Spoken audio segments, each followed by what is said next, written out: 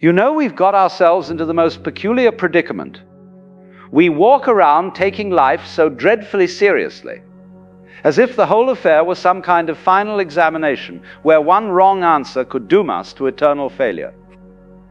But what if I told you that this entire setup, this grand drama of existence, is nothing more than an elaborate game?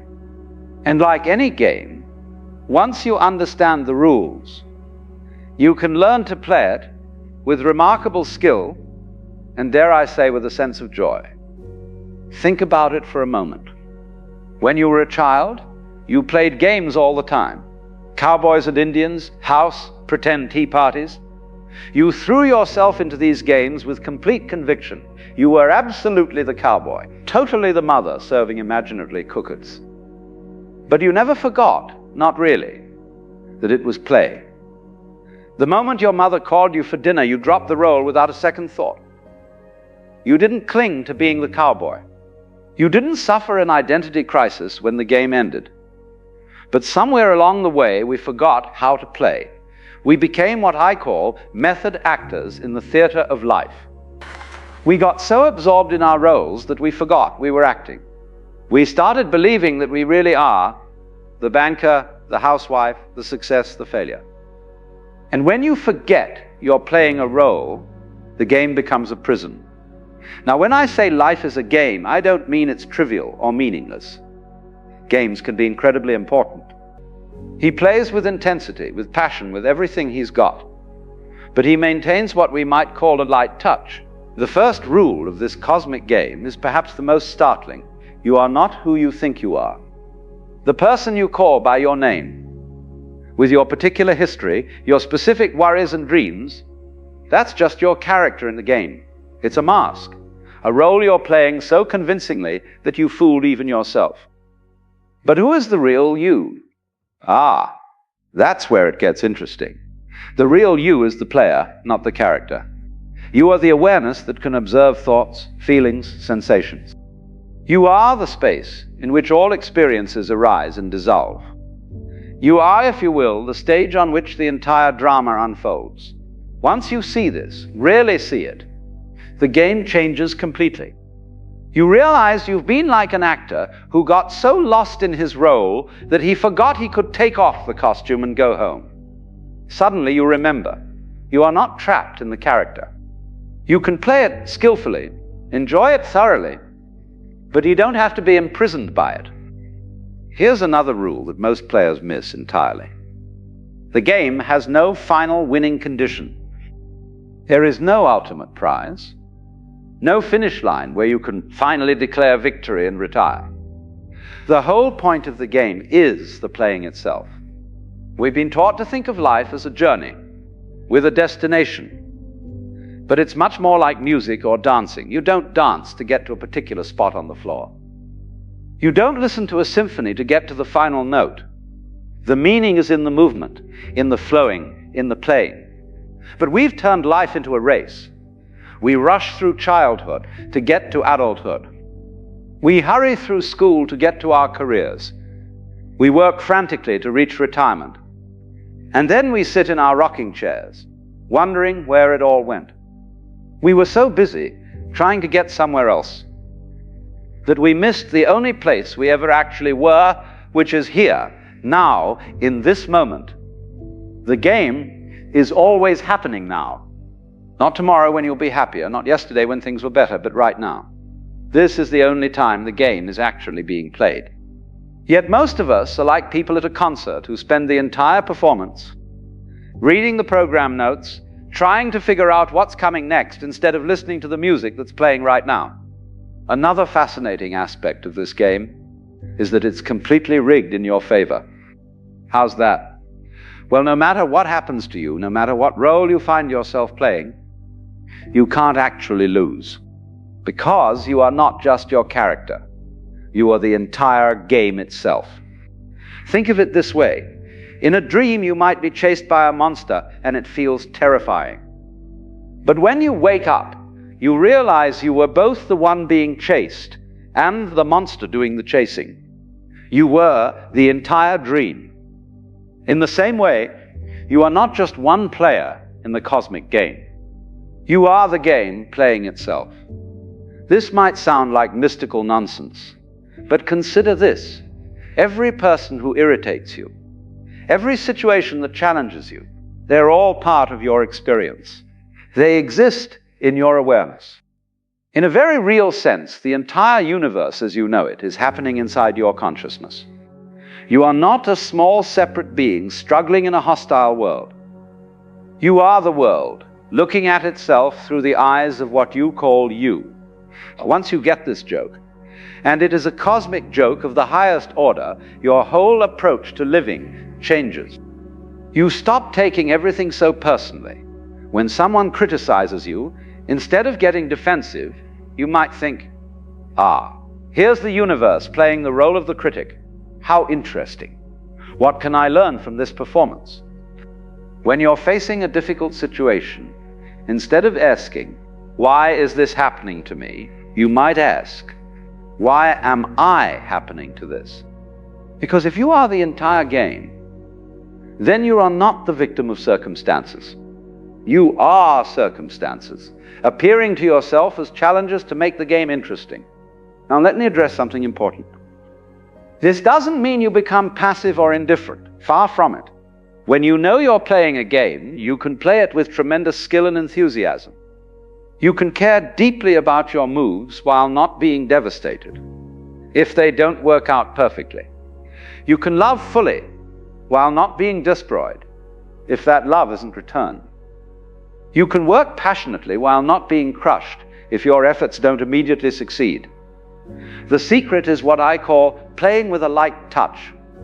It's like being a great jazz musician. You know the basic structure of the song, but you're always ready to improvise. You respond to what the other musicians are doing. You don't try to force the music into some predetermined pattern.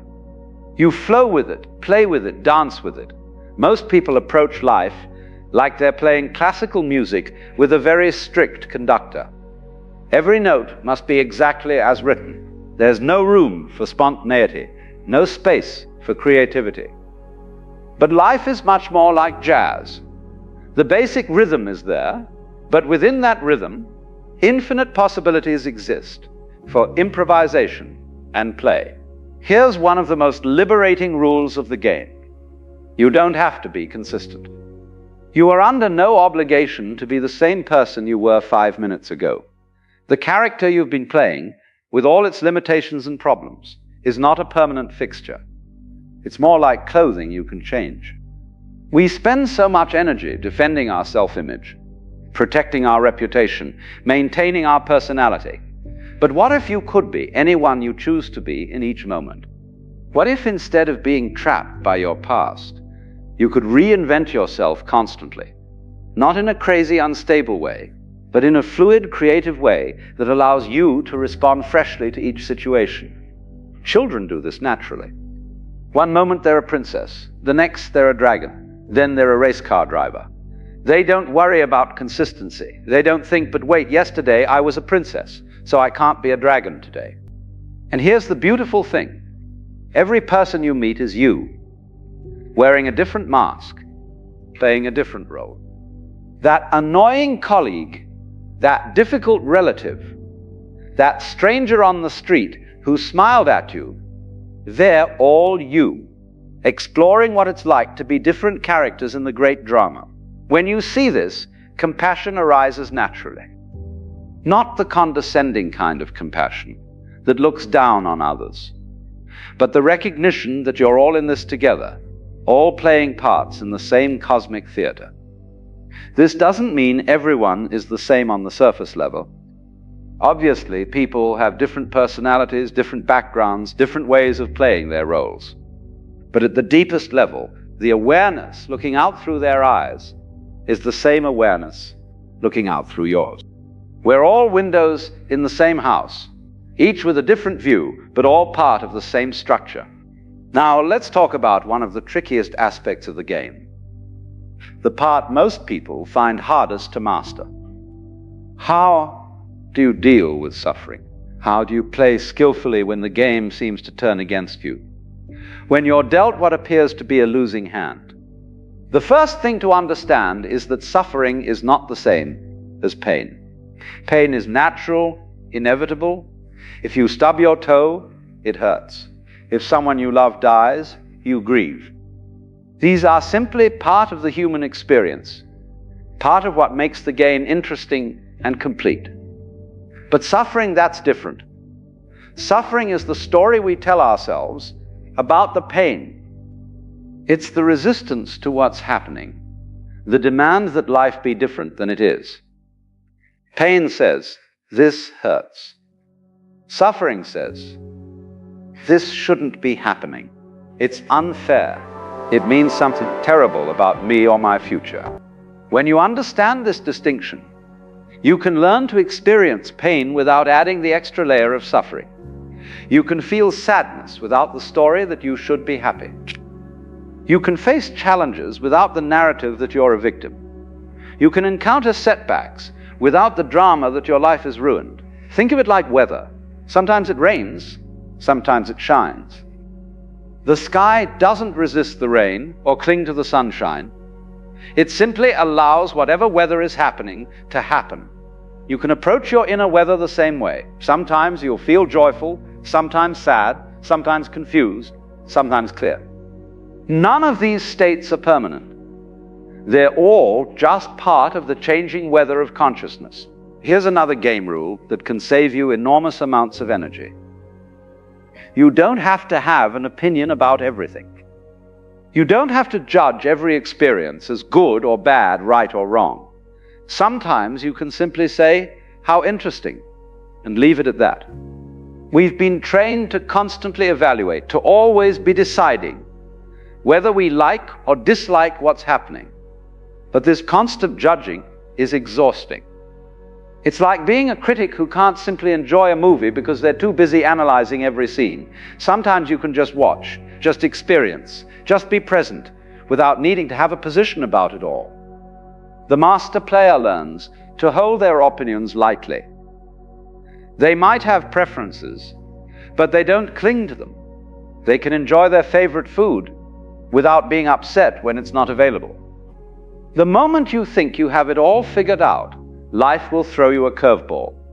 The moment you get comfortable with your role, circumstances will invite you to play a different part. Instead of resisting these surprises, you can learn to welcome them. They keep the game interesting. Imagine playing chess with someone who always made the same moves, or watching a movie where you knew exactly what would happen next. How boring would that be? The surprises, the plot twists, the unexpected turns, these are what make life an adventure rather than a tedious routine. When you stop needing to control every detail, when you develop what we might call a taste for surprise, you begin to find life endlessly fascinating rather than constantly frustrating. Now, one of the most liberating discoveries you can make about this game is that there are no real mistakes, only experiences. What you call failures are just experiments that didn't work out as expected. What you call successes are experiments that exceeded your expectations. But they're all just data points in the grand experiment of being human. A child learning to walk doesn't call it failure when they fall down. We think we should be able to do everything perfectly on the first try. We think mistakes are signs of inadequacy rather than natural parts of the learning process. We turn every stumble into evidence that we're somehow deficient.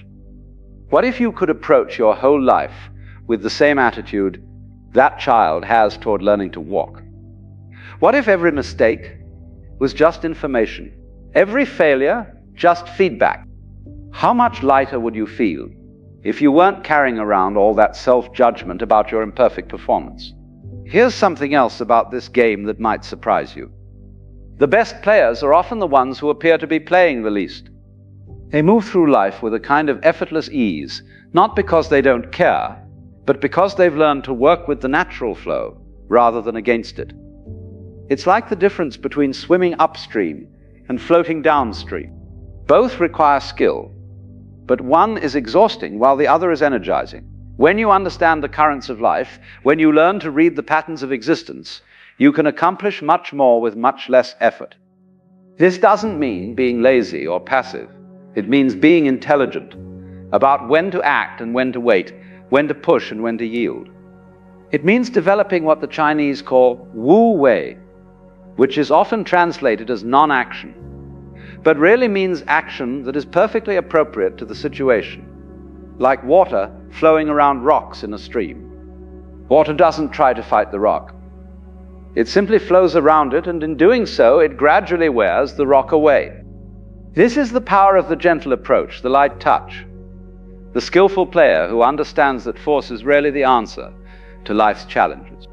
Another crucial aspect of mastering this game is learning to play multiple roles simultaneously, without getting confused about which is which.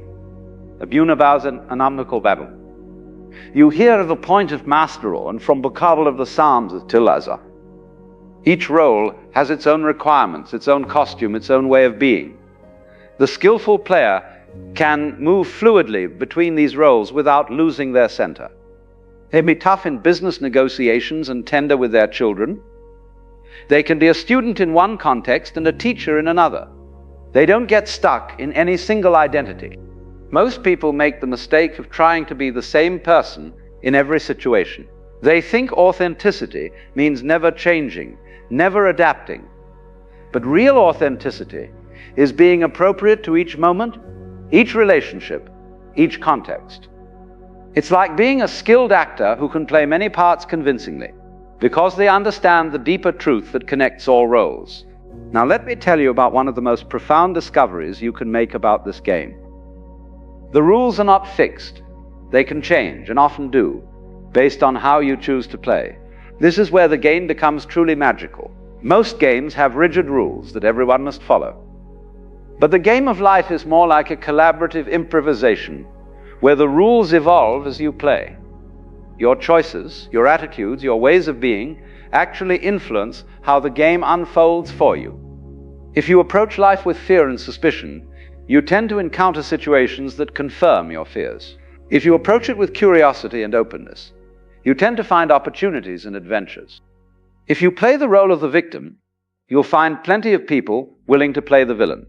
If you play the role of the hero, you'll discover your own capacity for courage and creativity. This isn't just positive thinking or wishful fantasy. It's recognition that consciousness is not passive. It's not just observing reality. It's participating in its creation. Your awareness, your attention, your choices are all active ingredients in the unfolding of your experience. Here's one of the most beautiful aspects of the game. Everyone gets to win, but not in the way we usually think of winning. The usual idea of winning involves someone else losing. But in this cosmic game, your victory doesn't require anyone else's defeat. In fact, the more skillfully you play, the more you help everyone else play skillfully too. When you're truly happy, you don't make others miserable. You inspire them to find their own happiness. When you're genuinely peaceful, you don't create conflict. You help others discover their own peace. When you're authentically yourself, you don't diminish others. You encourage them to be authentically themselves. This is why the masters, the really skillful players, often seem to be playing an entirely different game from everyone else. They're not competing, they're not trying to prove anything. They're not keeping score, they're simply playing for the pure joy of playing, and somehow everyone around them starts playing better too. Let me share one final rule, perhaps the most important one. The game never actually ends. What you call death is just changing costumes, changing roles, changing the scenery. The player, the real you, the awareness that has been watching this whole performance that continues. When you truly understand this, it changes everything. You stop being so desperate to cling to your current role.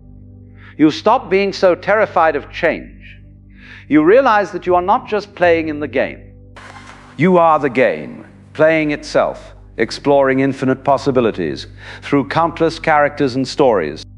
And so here we are, at the end of our little exploration together, though of course there is no real end, just as there was no real beginning. There is only this eternal now, this endless game, this magnificent play of consciousness discovering itself through every possible form and experience. The next time you find yourself taking life too seriously, remember what I've told you today. You are not a struggling individual trying to survive in a hostile universe. You are the universe itself, playing at being an individual, exploring what it's like to apparently struggle, apparently succeed, apparently fail, apparently win. It's all play. It's all dancing. It's all music. And you are both the composer who won the sung, the dance around the diran. Play skillfully, play joyfully, play with that light touch that comes from knowing it's all one magnificent cosmic game. And remember, in this game, everyone gets to be the winner, because everyone is you, and you are everyone, and we're all just the one consciousness, playing at being many. The game never ends. It only changes form. And what a delightful game it is.